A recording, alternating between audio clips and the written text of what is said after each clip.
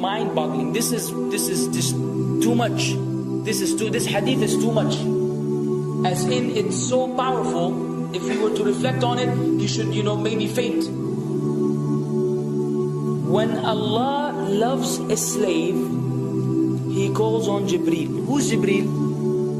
You know who Jibreel is? The greatest of the malaika, as far as Ahl Sunnah wal Jama'ah. The one whom when the Prophet ﷺ saw, he fainted alayhi salatu wasalam, because of his wings had covered the horizon. Jibreel, the angel who's responsible for the most virtuous thing, which is conveying the revelation from Allah to the messengers of Allah. Jibreel, and what do you know about Jibreel? Allah said, whoever is adu, whoever is an enemy to Jibreel, then Allah is the enemy to the disbelievers. Allah defended Jibreel in the Quran. Jibreel, the one who took the Prophet ﷺ in Al-Isra al-Mi'raj, in the ascension to the heavens.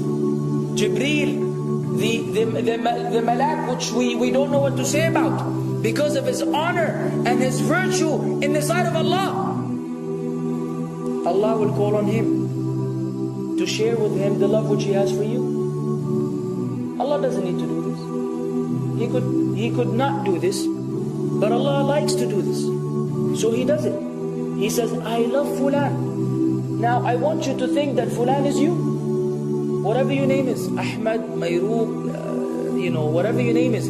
Imagine Allah above the heavens, above the throne, in His greatness and His majesty, which is beyond our human comprehension, calls out to Jibreel to inform him that He loves you.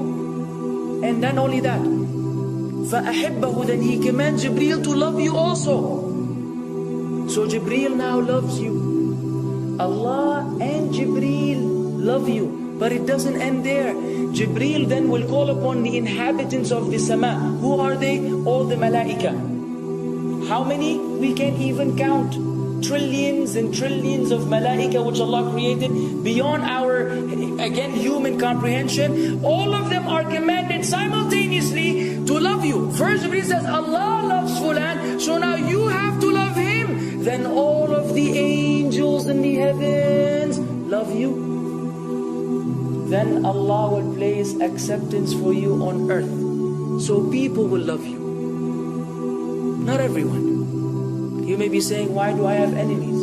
People who love the Sunnah will love you. The people who love Allah and His Messenger will love you. The people who are upon the correct aqidah and methodology will love you. Other people may hate you because of a problem in them, not because of a problem in you. Because you may say, well, this fasiq, this evil, disobedient person doesn't love me. Don't expect him to love you. He loves people like himself. Who will love you? Righteous people. Righteous people. They don't know why. They don't even know why. You've never even given them $1 or a rial or a pound. You've never done anything for them. Maybe you scream at them. Maybe you do other things. It's Allah. Why? Because Allah had loved you first, then Jibreel had loved you first, then the malaika loved you afterwards, then Allah put acceptance for you on earth, so people have no choice but to love you. We ask Allah to make us among them. Now what better than that? What else do you want? What else do you want? What? If you're a person whom Allah loves, in every movement you go, you do, you pray, you sleep, whatever you do, you are among those whom Allah loves and Jibreel loves and the angel loves. What else do you want, ya akhi? You're guaranteed success in this life and in the life to come. Guaranteed. No way Allah will punish you. No way. No way Allah will punish someone whom He loves. But the hadith doesn't stop. The hadith has a very saddening continuation, which we should seek refuge with Allah from. وَإِذَا أَبْغَضَ عَبْدًا, and if Allah hates a slave, He also calls on Jibreel. And He informs Jibreel that He hates this person. So He will command Jibreel to hate this person. Then Jibreel will tell the angels to hate this person. Then Allah will put hatred for him on earth. La ilaha illallah. Imagine you walking upon the planet, the face of the earth which Allah created, while Allah hates you, and the angels hate you, and Jibreel hates you, and the righteous people hate you. What a sad state for a human being. And ikhwan, we could be one of those as well. If you are prideful, for this hatred, because Allah does not love kulla mutakabbirin jabbar. Allah does not love the arrogant, the prideful. If you go against the sunnah, then Allah does not love those who go against the sunnah. If you don't observe taqwa, and you don't observe ihsan, and you don't observe tawbah and tatahur, then again we are disqualified. If you, many things which we can mention, many things which will bring about Allah's hatred and deprive us of Allah's love. It's a very sensitive situation, meaning right now, you have to be one of these two. Either Allah loves you or He doesn't.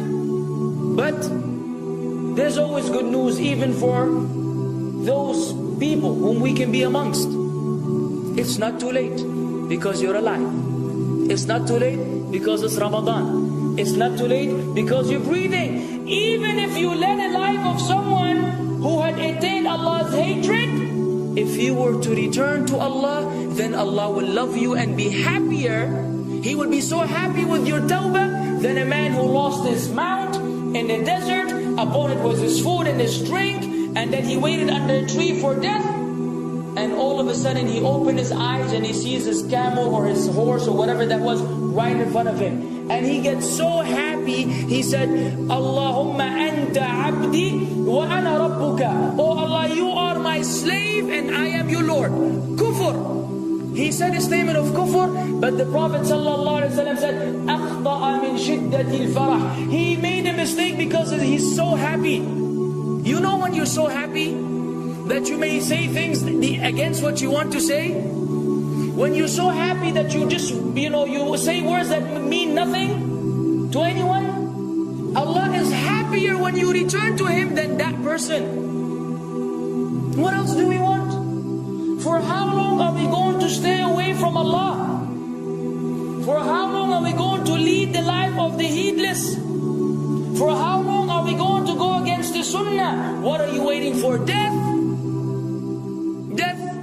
حتى إذا جاء أحدهم الموت قال رب ارجعون لعلي أعمل صالحا فيما تركت كلا. Until when death comes to one of them, you say, oh Allah, allow me to return so that I may do good in that which I left behind. And it will be said to him, no, it's only a word. إنها كلمة هو قائلها. It's nothing but a wish and a word he will have. It will not be fulfilled. Let us not wait for death, ya akhwan. If each one of us here, by Allah, if each one of us here acted upon the sunnah, lived according to the sunnah, and invited people to the sunnah, and enjoyed what is good, and forbade what is evil, wallah, we will make a major change in the city in which we live. And if Muslims hearing this all over the world had that same attitude, then we will change the condition of the whole ummah. So no enemy can come and play games with us. We will squash them, all of them, because Allah will defend. إِن تَنْصُرُ اللَّهِ يَنْصُرْكُمْ وَيُثَبِّتْ أَقْدَامَكُمْ. If you aid Allah's deen, Allah will aid you and will keep your feet firm. But we don't even live according to the sunnah, let alone be given victory over the enemies. So we're being humiliated in everywhere we go in the world. So let us make that change. Now that Ramadan is here, now that you've been given this sudden inclination towards good, if we don't succeed, if we don't take advantage of this month, wallahi, we are losers. If Ramadan ends and you are the same way you were before Ramadan began, then one of us is a loser. If we don't return to Allah after Ramadan, then we are losers as well. So tonight, bi'idhnillah, always on our mind, attaining Allah's love, acquiring Allah's love, fetching for the sunnah and acting upon it whenever we're able to do so.